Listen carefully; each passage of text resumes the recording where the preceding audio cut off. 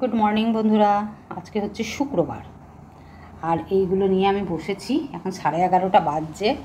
কালকে সঞ্জয়গুলো নিয়ে এসছে। এগুলো হচ্ছে ছাতু, কিন্তু এই ধরনের ছাতু আমি এর আগে কোনো দিনও দেখিও নি আর খাইও নি। তো খুব টেনশানেই আর কি আছি। তো কীভাবে রান্না করতে হয় তাও জানি না। তো ভাবছি পেঁয়াজ রসুন দিয়েই করব। তো করি মনের মানে মনে যেমন আসছে তেমনই ভাবেই রান্না করি, তারপরে দেখা যাবে। সবজিওয়ালার কাছে এগুলো মানে বিক্রি, সবজিওয়ালাই আর কি বিক্রি করছিল, সঞ্জয় নিয়ে এসছে। হচ্ছে 100 টাকা করে কিলো। তো দেখা যাক, এই খোসাগুলোকে ছাড়িয়ে কাটি, তারপরে পেঁয়াজ রসুন দিয়ে রান্না করি। এ রান্নাতেও আখরোট আর ইয়েতেও কী বলে মা বৈষ্ণদেবীতেও মুড়ি প্রসাদ।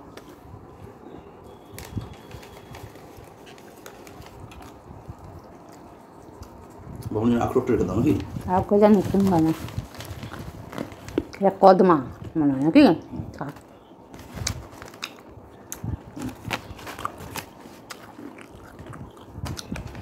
তাতে কত জোর দেখবো। মন্দিরটা খুবই সুন্দর, কেদারনাথ।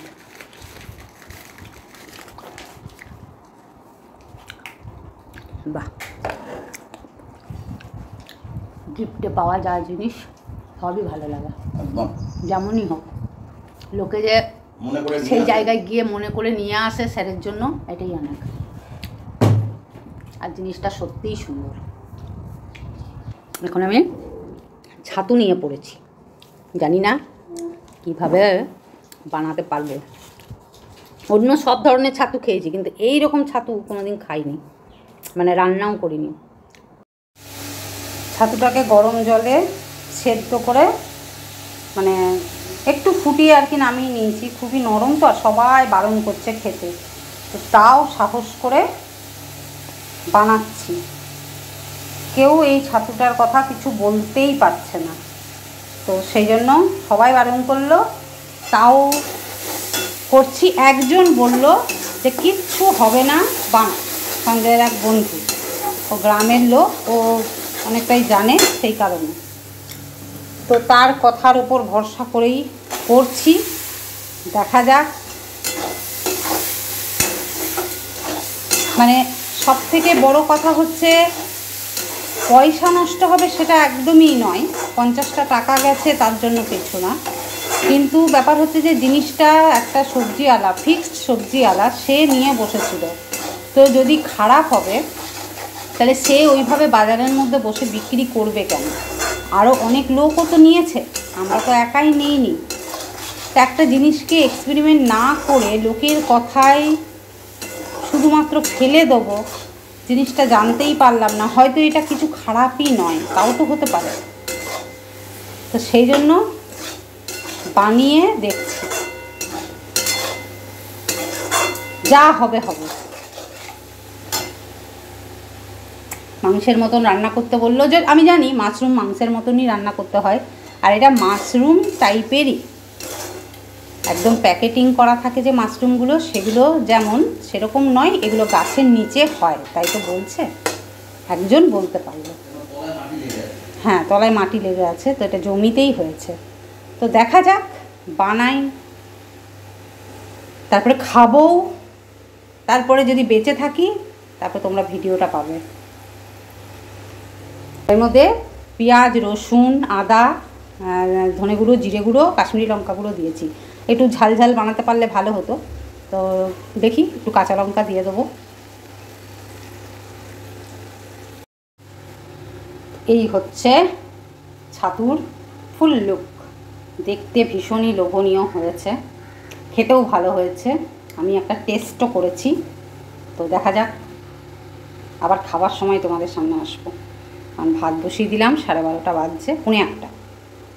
চলো স্নানে যাব, স্নান আছে, পুজো আছে।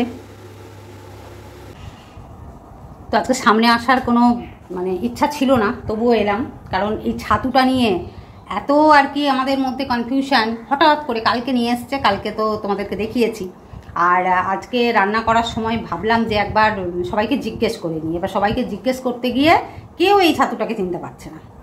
তো যথারীতি আমার বাবাও বারণ করলো যে না না, বাবা তো মানে বাবাকে ছবি দেখায়নি, বাবা ছবি দেখতে পাইনি, এমনি মুখে শুনেই বললো, মানে আমি কোনোদিনও দেখিও নি বাজারে থেকে কোনোদিনও আনতে এই ছাতু। তো পিসি শাশুড়িকেও জিজ্ঞেস করলাম, সবাই বললো না খাওয়ার দরকার নেই, বিষ। তো সবাই বারণ করা সত্ত্বেও একজন বলল যে না কর, মানে খুব ভরসা করে বললো, তাই জন্যই করলাম। তো টেস্ট করে দেখলাম, আর একদম মানে নরম, প্রচণ্ড নরম, মানে ছাতু যে কচকচ কচকচ করে সেরকম কিচ্ছু না, একটু নাড়াচাড়া করলেই ওটা সেদ্ধ হয়ে গেল, আর এমনি হাত দিয়ে ছিঁড়ে ছিঁড়েই ওটা ছিঁড়ে যাচ্ছে, বটিতেও কাটতে হচ্ছিল না। তো খেলাম, টেস্ট করলাম, আমিও খেলাম, সঞ্জয়ও খেলাম, দুজনেই আমরা খেলাম, টেস্ট করলাম। এবারে দেখি যদি কিছু হয় তাহলে নিশ্চয়ই এর মধ্যে হয়ে যাবে, যদি পয়জন হয়, বিষ হয়, যাই হোক এর মধ্যে নিশ্চয়ই হবে। তো আমি সঞ্জয়কে বললাম, আমি তো খেলামই, আমি অনেকটাই খেয়েছি, আর সঞ্জয়কেও একটু দিলাম। তো বললাম যে চলো যদি কিছু হয়, ছেলে আসার আগে দুজনে মরে পড়ে থাকবো, ছেলেটা তো বাঁচুক, ছেলেটার কিছু হবে না, আমরা দুজনে মরে পড়ে থাকবো। তো এখন তবে কিছু আমার মনে হয় না যে কিছু হবে, লজিক সেটা বলছে। তো দেখা যাক, যদি না মনে তো এই হচ্ছে সেই ছাতু, সবাই বলল বিষ খাস না, তাও আমরা কিন্তু খাচ্ছি। তখন দেখা যাক, সঞ্জয়কে দিলাম, ছেলেকে দেবো না, আমরা দুজন খাবো।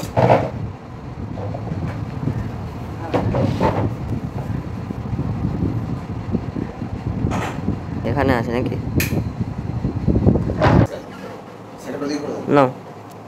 তো এই হচ্ছে ছাতু, আর এটা খাবো কি খাবো না ভেবেও একটু আলু সেদ্ধ করেছি, ডিমের অমলেটও করেছি, কিন্তু আগে তো খেয়ে টেস্ট করেছি, সেরকম শরীরের মধ্যে সেরকম কিছু হচ্ছে না, তাই নিয়ে বসলাম খেতে। আর এই যে ছাতুটা মাখলাম,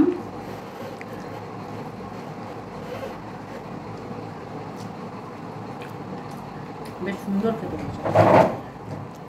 তো জানি না, সবাই বারণ করলো, কারণ কেউ না জেনে বারণ করলো আর কি, বলবো শিওর যে না এই জিনিসটা খাস না, কিন্তু কেউ এটা বুঝতেই পারছে না। আর একজন বললো যে না এটা ভালো, মানে সে শিওর বললো, সেই জন্যই আর কি বানালাম আর খাচ্ছি। তো চলো দেখা যাক কি হয় না হয়, বিকেলবেলায় আপডেটটা দেবো।